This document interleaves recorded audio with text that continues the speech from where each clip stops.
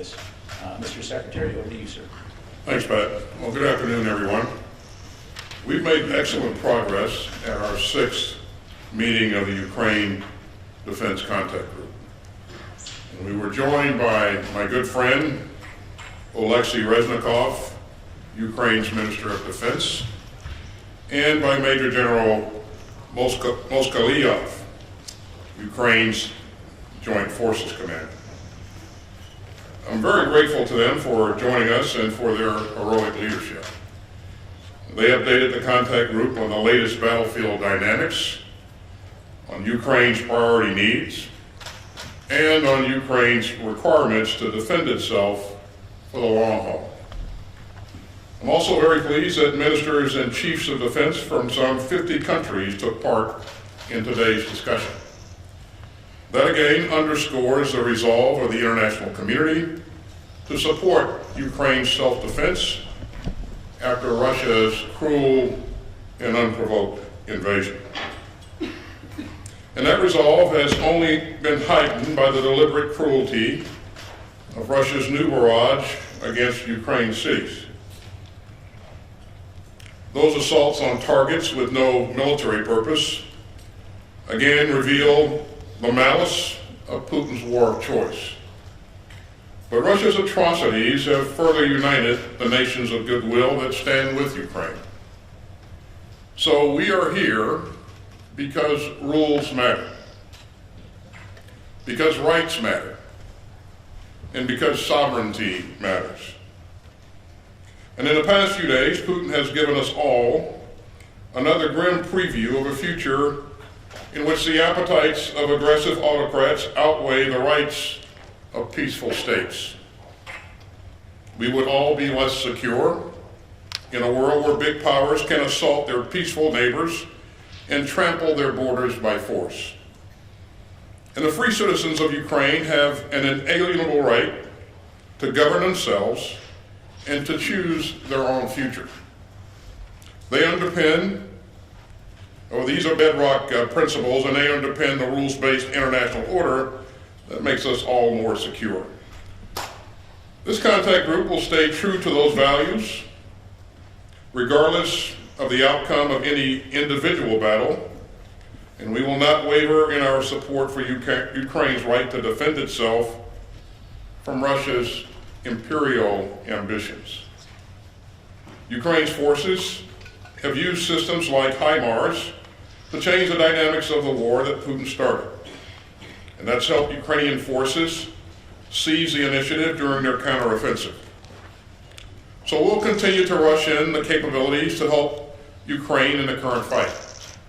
And I commend the contact group members who have moved heaven and earth to get weapons and equipment into the hands of the Ukrainian forces.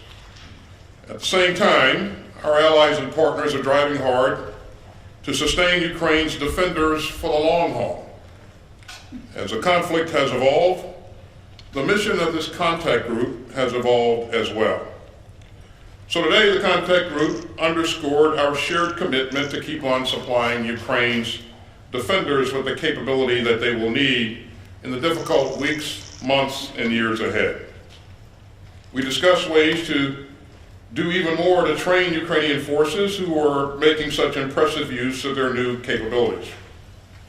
And we pushed to galvanize our industrial bases to fire up production for the systems to defend Ukraine, even while meeting our own security needs.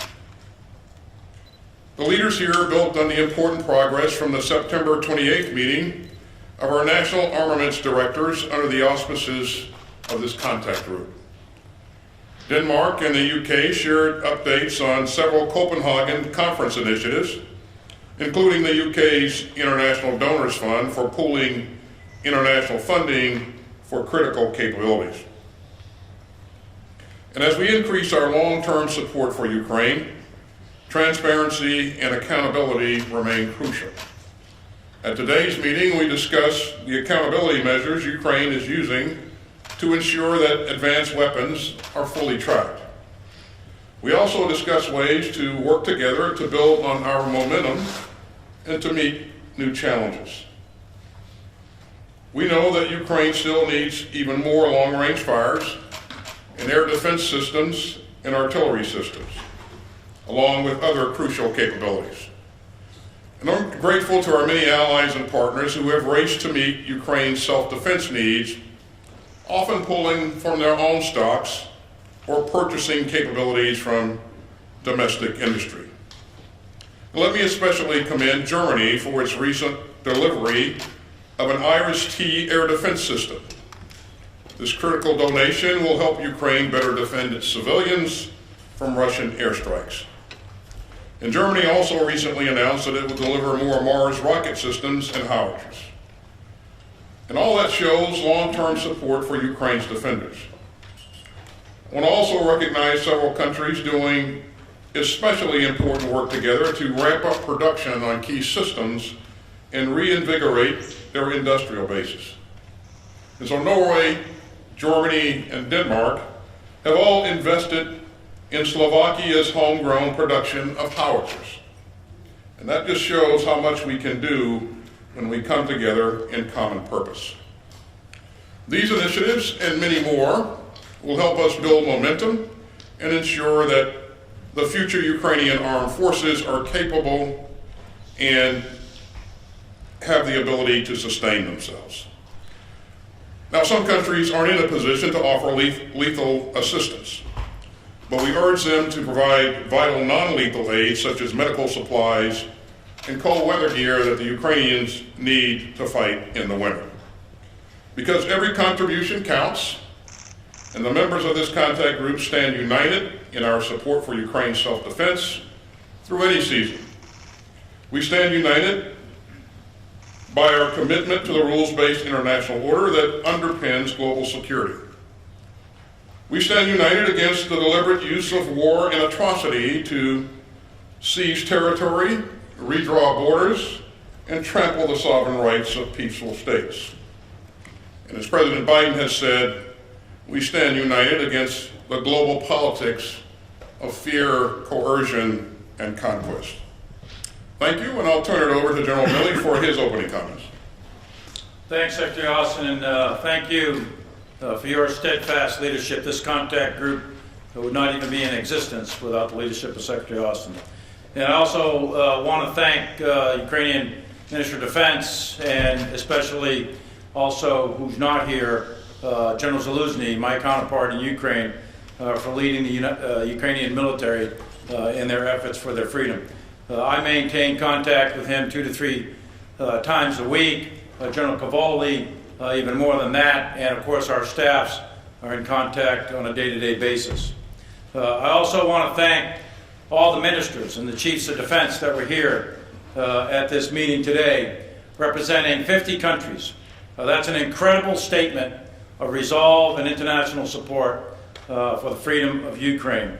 And I am confident that this group will stay together for as long as it takes.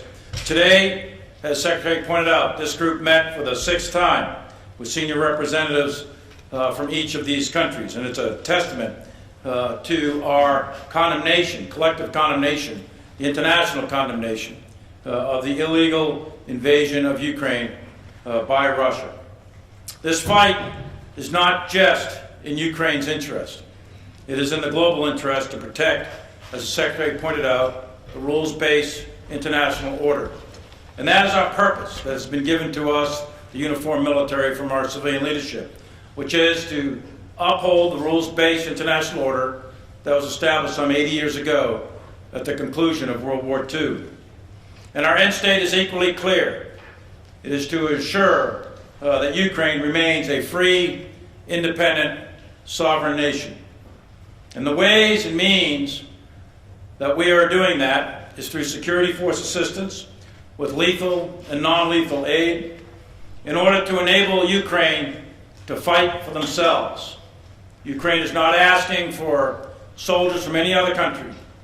The Ukrainians are willing to fight for themselves. All they ask for is the means to do it. And as President Biden has said, and many other national leaders have said, we will do as much as we can for as long as we can, and we will do as much as it takes for as long as it takes. This contact group remains critical to the mission of supplying Ukraine with the capabilities they need to fight for their country.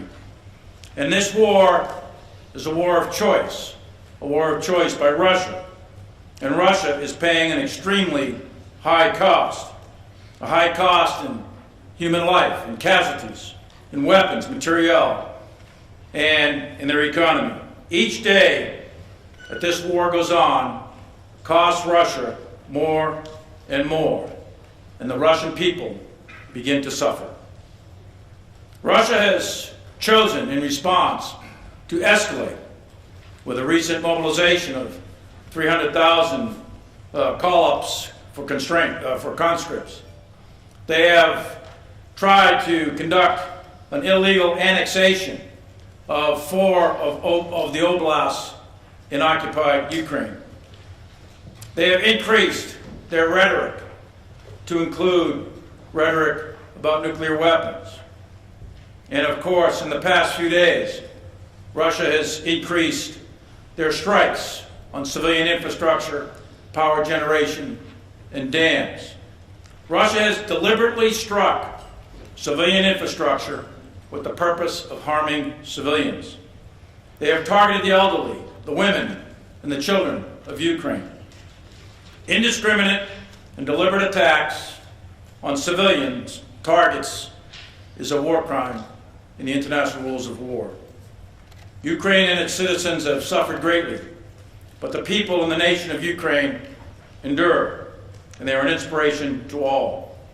The nations gathered here today are committed to assisting Ukraine defend itself. Ukraine continues to fight with bravery and honor, and the Ukraine military is making continued progress, as you see in their counteroffensives in the Donetsk, Kharkiv, Kherson, Luhansk, and elsewhere. The Ukrainian military has fought extraordinarily well, and the discussions at this contact group today were about meeting Ukraine's current needs and also supporting them in the long haul. We focused on air defense, on cannon artillery, rocket artillery, maneuver, tanks, infantry fighting vehicles, armored personnel carriers, also discussed training and a wide variety of non-lethal support. These systems and the associated ammunition are critical for Ukraine to continue the fight, and they are employing these weapons extremely well. So I will stop there, and I thank you and welcome your questions. Mr. Secretary, Chairman, thank you very much. Our first question will go to John Ismay, New York Times. Mr. Secretary, in your opening remarks today, you said, quote, "Our resolve to support Ukraine's defenders extends through all seasons," unquote.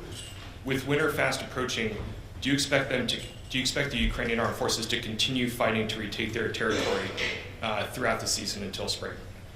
Thanks, John. The battlefield remains dynamic, and winter always presents a challenge when it comes to fighting. But the international community remains united and focused and committed to doing everything that we can to help Ukraine protect its interest and defend its sovereign territory. I expect that Ukraine will continue to do everything it can throughout the winter to regain its territory and to be effective on the battlefield. And we're going to do everything we can to make sure that they have what's required to be effective. And most recently, we've seen them be very effective both in the east and down in the south as they've taken back quite a bit of territory from the Russians. So we can expect that that type of activity will continue on through the winter. Let's go to you, Deborah Haynes, Sky News.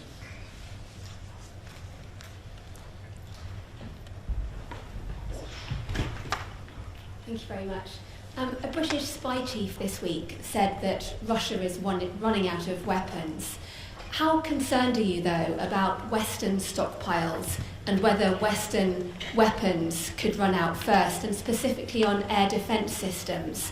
Given the need from Ukraine, why are Western allies not sending these systems in faster? Is it because of a lack of political will or a lack of supplies? Well, it certainly is not a question of lack of will. The commitment the resolve that the chairman and I witnessed in this contact group meeting today was inspiring, and that's what I told the members of the group. They remain committed to doing everything they can to generate additional capabilities. And you heard me say at the top that several countries are working together to expand capacity in their industrial base. And I think it's that kind of initiative, that kind of activity that will create other opportunities for us as we go forward. We talked about air defense, the requirement for additional air defense capabilities. And countries, I have every confidence that countries will do whatever they can, if they can, to generate additional capabilities.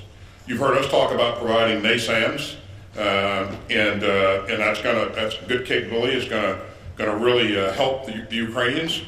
You heard me say earlier that Germany is providing an RST system, and again, I expect to see more capability come forward. We saw some additional countries volunteer to provide munitions for those NASAM systems today, and that's always encouraging, refreshing.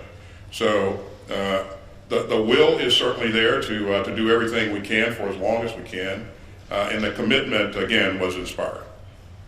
Okay, let's go to Sylvie Lantemont, Agency France Presse. Thank you. Mr. Secretary, after President Putin's threat about use of nuclear weapons, you said repeatedly that you have seen nothing that would cause you to change your nuclear posture. Will you communicate when this posture changes? And Chairman, I have a question for you too. We spoke about air defense as a priority, and the NASAMS and the German RST that have to be ordered to the industry. But it's urgent. So in the meantime, are there other systems, maybe older systems, that the allies of Ukraine could find faster?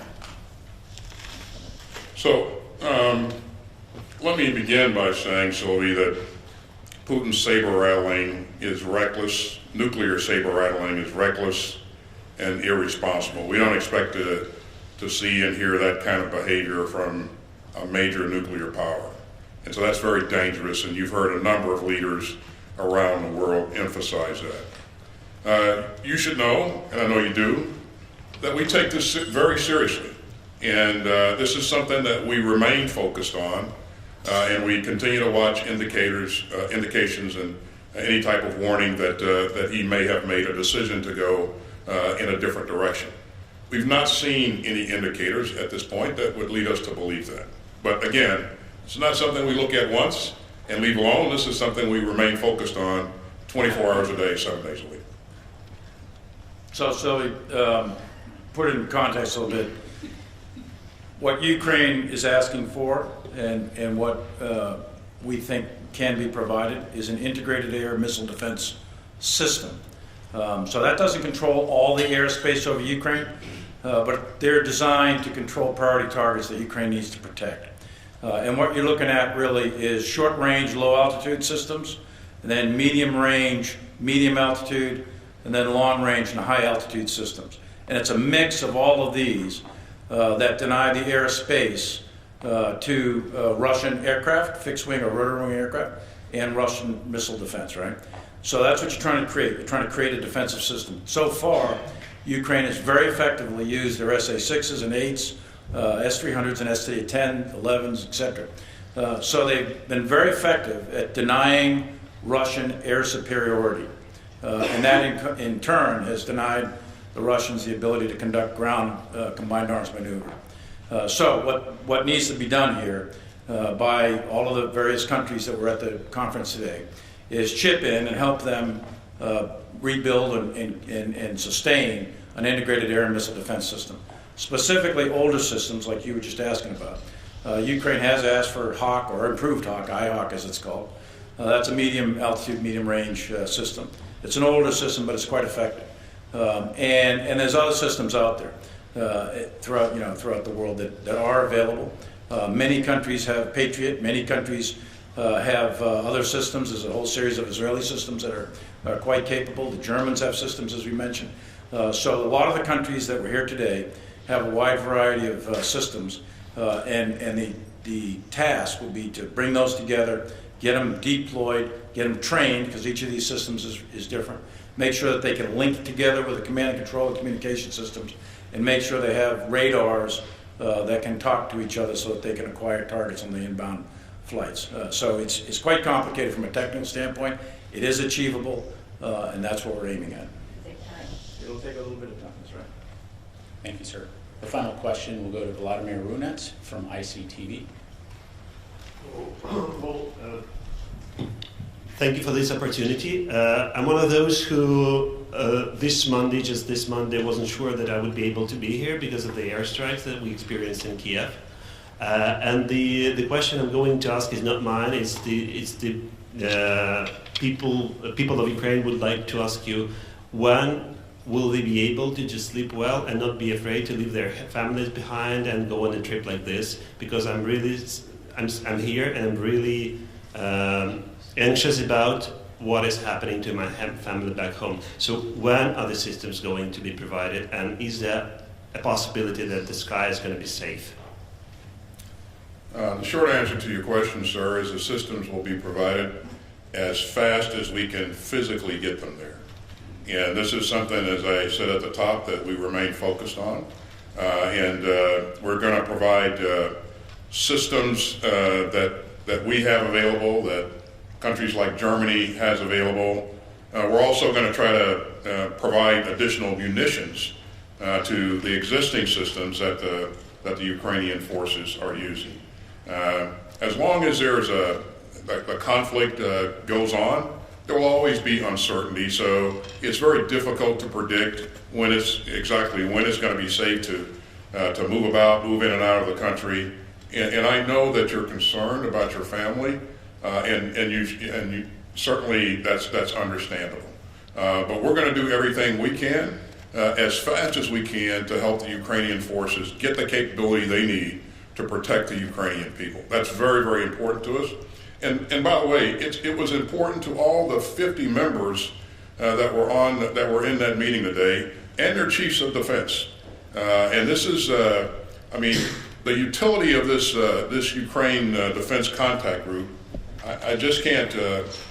I can't overemphasize how useful this is, because it helps us to address current near-term problems and mobilize resources much faster than we otherwise would be able to. And again, I don't want to exaggerate this point, but I have to tell you that I remain impressed by the commitment of the members of the group. And for the most part, these are ministers of defense that show up to every meeting, and not surrogates. So. And what about other hubs? Sorry. I'm afraid that's all the time that we have available for today. Mr. Secretary, Chairman, thank you very much. Ladies and gentlemen, I appreciate it. This concludes our presentation. United States journalists and not anyone. I would like to ask about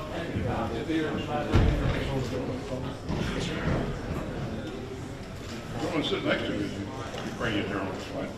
Yeah.